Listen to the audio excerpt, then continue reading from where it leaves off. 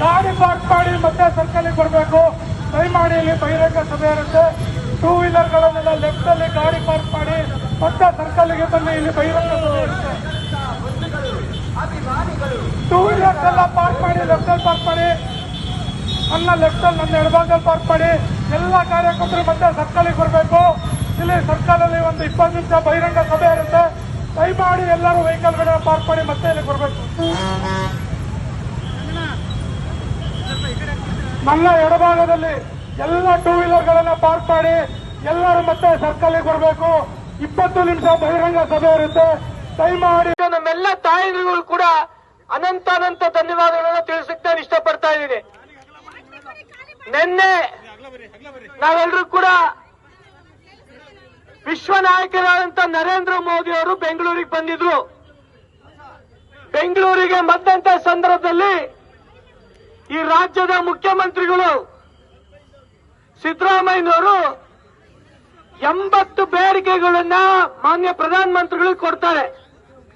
80 ಬೇಡಿಕೆಗಳು.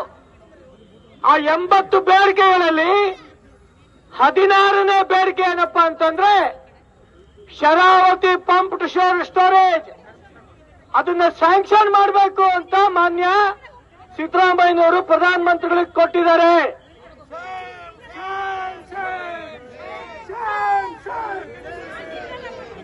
ಮಾನ್ಯ ಸಿದ್ದರಾಮಯ್ಯನವರಿಗೆ ಹೇಳಿಕ್ಕೆ ಇಷ್ಟಪಡ್ತಾ ಇದ್ದೀವಿ.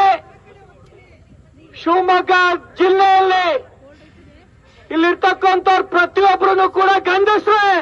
ಇಲ್ಲಿ ಯಾರು ಬಳೆ ತೊಡ್ಕೊಂಡಿಲ್ಲ ಸ್ವಾಮಿ, ಇಲ್ಲಿ ಯಾರು ಬಳೆ ತೊಡ್ಕೊಂಡಿಲ್ಲ. ದಯಮಾಡಿ ಬಳೆ ತೊಡ್ಕೊಂಡಿರೋರು ಕೂಡ ಈ ಒಂದು ಹೋರಾಟದಲ್ಲಿ ಪಾಲ್ಗೊಳ್ತಾ ಇದ್ದಾರೆ. ಎಲ್ಲರೂ ಕರ್ನಾಟಕ ರಾಜ್ಯದಲ್ಲಿ, ಶಿವಮೊಗ್ಗದಲ್ಲಿ, ಮಲೆನಾಡಲ್ಲಿ ಇರ್ತಕ್ಕಂಥ ಎಲ್ಲರೂ ಕೂಡ ಒನಕೆ ಓಬವ್ವ, ಕಿತ್ತೂರು ರಾಣಿ ಚೆನ್ನಮ್ಮ ರೂಪದಲ್ಲಿ ನಮ್ಮೆಲ್ಲ ತಾಯಂದಿರುಗಳು ಕೂಡ ಇಲ್ಲಿದ್ದಾರೆ.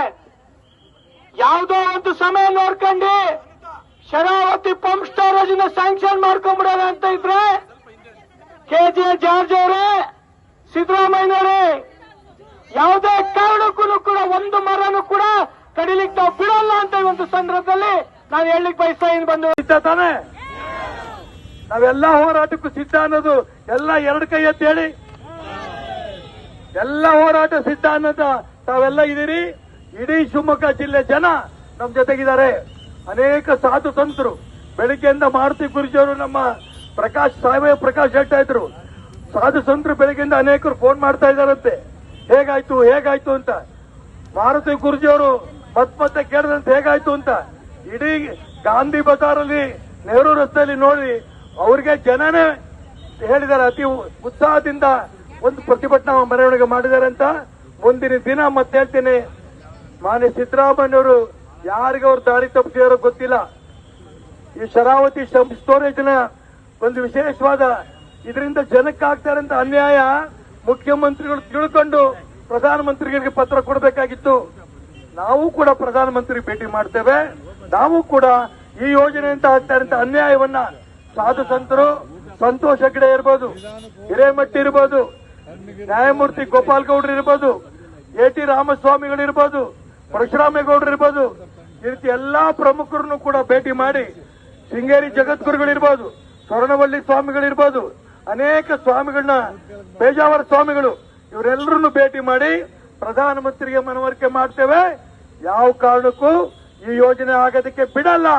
ಈ ತೀರ್ಮಾನವನ್ನ ನಾವು ತಗೊಂಡಿದೀವಿ ಅಂತ ಹೇಳ್ತಾ, ಈ ಒಂದು 17,000 ಮರಗಳನ್ನ ಕಡಿದ್ರೆ ಇನ್ನೂ ಬಿಸಿಲು ಜಾಸ್ತಿ ಆಗುತ್ತೆ, ಮಕ್ಕಳು ಮರಿ ಹಾಳಾಗಿ ಹೋಗ್ತಾರೆ, ಮಳೆ ಪೂರ್ಣ ನಿಂತೋಗತ್ತೆ.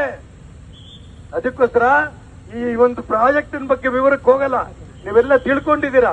ಬರಂತ ದಿನ ಇನ್ನೂ ಜಾಗೃತಿ ಉಂಟು ಮಾಡೋ ದಿಕ್ಕಲ್ಲಿ ಏನೇನು ಯೋಜನೆಗಳು ಮಾಡಬೇಕು ಅನ್ನೋಂಥ ವಿಷಯವನ್ನ ಕೂತು ನಾವು ಚರ್ಚೆ ಮಾಡ್ತೇವೆ. ಮುಕ್ಕಾಲ್ಪಾಲ್ 22ನೇ ತಾರೀಕು ನಮ್ಮ ಎಲ್ಲ ನಾಯಕರುಗಳ ಜೊತೆಗೆ ಮತ್ತೊಂದು ವಿಶೇಷವಾದ ಸಭೆ ಸೇರಿ ಮುಂದಿನ ಹೋರಾಟವನ್ನ ನಾವು ಖಂಡಿತ ಯೋಚನೆ ಮಾಡ್ತೇವೆ. ನಂತರ ಚಿಕಿತ್ಸೆ ಮಾಡೋದು ಕಷ್ಟ ಮತ್ತು ತುಂಬಾ ದುಬಾರಿ ಆಗುತ್ತೆ. ಆದ್ರೆ ಅದನ್ನ ಬರೋದನ್ನ ತಡೆಗಟ್ಟುವುದು ಸರಳ ಹಾಗೂ ತುಂಬಾ ಕಮ್ಮಿ ಖರ್ಚಿನಲ್ಲಿ ಆಗುವಂತದ್ದು. ಹಾಗಾಗಿ ಯಾವುದೇ ಒಂದು ಯೋಜನೆ ಹಾಕೊಳ್ಳುವಾಗ ಅದರಿಂದ ದೀರ್ಘಕಾಲಿಕ ಪರಿಣಾಮಗಳು ಏನಾಗುತ್ತೆ ಅನ್ನೋದನ್ನ ಯೋಚನೆ ಮಾಡಿ ಸರಿಯಾದ ಹೆಜ್ಜೆಯನ್ನು ಇಡಬೇಕಾಗುತ್ತೆ. ಏನೋ ತಾತ್ಕಾಲಿಕ ಶಾರ್ಟ್ ಟರ್ಮ್ ಬೆನಿಫಿಟ್ಗೋಸ್ಕರ ಒಂದು ಯೋಜನೆ ಹಾಕೊಂಡ್ರೆ ಅದು ಪರಿಸರದ ಮೇಲೆ ಆಗುವಂತಹ ಪರಿಣಾಮಗಳು, ಅದರಿಂದ ಮರಗಳು ನಾಶ ಆಗೋದು, ಪ್ರಾಣಿ ಪಕ್ಷಿಗಳಿಗೆ ಹಾನಿಯಾಗೋದು, ಇವೆಲ್ಲವನ್ನು ಸಹ ನಾವು ತಡೆಗಟ್ಟಬೇಕು. ಪ್ರಕೃತಿಯನ್ನು ಉಳಿಸ್ಲಿಕ್ಕೆ ನಾವು ಈಗ ಚಳವಳಿ ಮಾರ್ಗವನ್ನು ಹೊರಡಬೇಕಾಗಿರೋದು ನಿಜವಾಗಿ ವಿಷಾದನೀಯ. ಆದರೂ ಸಹ ಪ್ರಕೃತಿ ಇದ್ದರೆ ನಾವು ಇರ್ತೀವಿ, ಇಲ್ಲದೆ ಹೋದ್ರೆ ನಮ್ಮ ಆರೋಗ್ಯ, ನಮ್ಮ ಜೀವನ ಇರೋದಿಲ್ಲ. ಹಾಗಾಗಿ ಈ ನಿಟ್ಟಿನಲ್ಲಿ ಈ ಚಳವಳಿ ಯಶಸ್ವಿಯಾಗಲಿ ಅಂತ ಭಾವಿಸ್ತೀನಿ. ಈ ಯೋಜನೆಯನ್ನು ಸರ್ಕಾರ ಕೈಬಿಟ್ಟು ಒಳ್ಳೆಯ ಪರ್ಯಾಯ ಮಾರ್ಗವನ್ನು ಕಂಡುಹಿಡಿಯಲಿ ಅಂತ ಆಶಿಸ್ತೀನಿ. ಅವಕಾಶ ಕೊಟ್ಟಿದ್ದಕ್ಕೆ ಧನ್ಯವಾದ. ಈ ಸಭೆಯನ್ನು ಉದ್ದೇಶಿಸಿ ಖ್ಯಾತ ಪರಿಸರ ತಜ್ಞರಾದ ಪ್ರೊಫೆಸರ್ ಕುಮಾರಸ್ವಾಮಿ ಅವರು ಮಾತಾಡಬೇಕಾಗಿ ವಿನಂತಿ ಮಾಡ್ತೇನೆ. ನಾವೆಲ್ಲರೂ ಕೂಡ ನೆಹರು ಸ್ಟೇಡಿಯಂ ಅಲ್ಲಿ ಊಟದ ವ್ಯವಸ್ಥೆ ಇದೆ. ಎಲ್ಲರೂ ಕೂಡ ಊಟ ಮುಗಿಸ್ಕೊಂಡು ಹೋಗ್ಬೇಕು. ದಯಮಾಡಿ ಯಾರು ಕೂಡ ಹಾಗೆ ಹೋಗಿಲ್ಲ. ಕಾರ್ಯಕ್ರಮ ಮುಗಿತಿದ್ದಂಗೆ ಊಟ ಮುಗಿಸ್ಕೊಂಡು ಹೋಗ್ಬೇಕು ಎಲ್ರು ಕೂಡ. ಸ್ನೇಹಿತರೆ, ಎಂತ ಭಯಂಕರವಾದ ಬಿಸಿಲಲ್ಲಿ ನಾವು ನಿಂತಿದ್ದೀವಿ ಅಂತ ಅನ್ನೋದನ್ನ ನಾನು ಯಾರಿಗೂ ಹೇಳಬೇಕಾಗಿಲ್ಲ. ನಾವೆಲ್ಲರೂ ಇವತ್ತು ಅನುಭವಿಸ್ತಾ ಇದ್ದೀವಿ.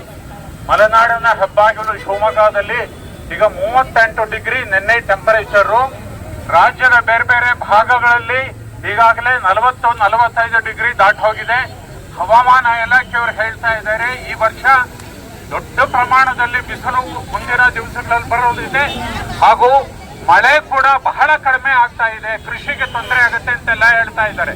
ಇಂಥ ಸಂದರ್ಭದಲ್ಲಿ ನಮ್ಮ ಸರ್ಕಾರ, ರಾಜ್ಯ ಸರ್ಕಾರ ಶರಾವತಿ ಪಂಪ್ಡ್ ಸ್ಟೋರೇಜ್ ಯೋಜನೆಗೋಸ್ಕರ 16,000 ಮರಗಳನ್ನ ಕಡಿಯೋದಕ್ಕೆ ಇವಾಗ ತಯಾರಾಗಿದ್ದಾರೆ.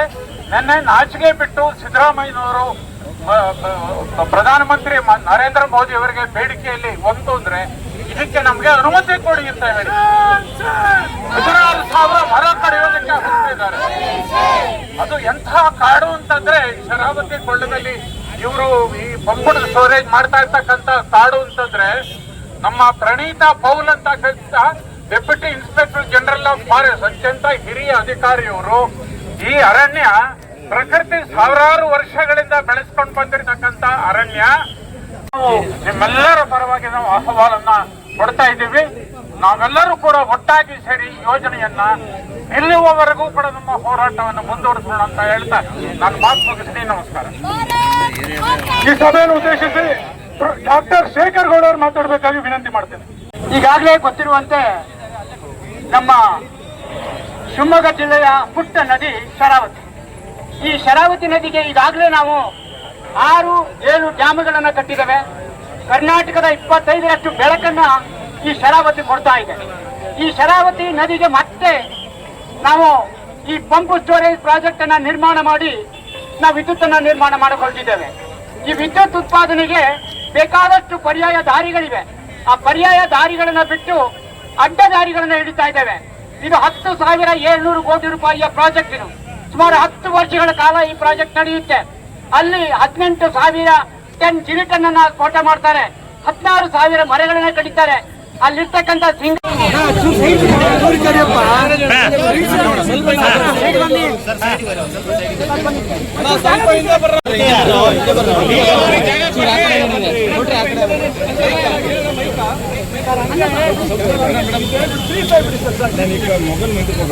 ತಹಸೀಲ್ದಾರ್ ಅವರು ಇವತ್ತು ನಮ್ಮ ಮನವಿಯನ್ನು ಸ್ವೀಕರಿಸೋದಕ್ಕೆ ಬಂದಿದ್ದಾರೆ. ಈ ಮನವಿ ಪತ್ರ ಸಂಕ್ಷಿಪ್ತವಾಗಿ ಈ ರೀತಿ ಇದೆ. ಅಸ್ತಿತ್ವದಲ್ಲಿರುವ ವಿದ್ಯುತ್ ಮಾರ್ಗಗಳಿಂದ ಪ್ರಸ್ತಾವಿತ ಯೋಜನೆಯ ವಿದ್ಯುತ್ ಸರಬರಾಜು ಸಾಧ್ಯವಿಲ್ಲ.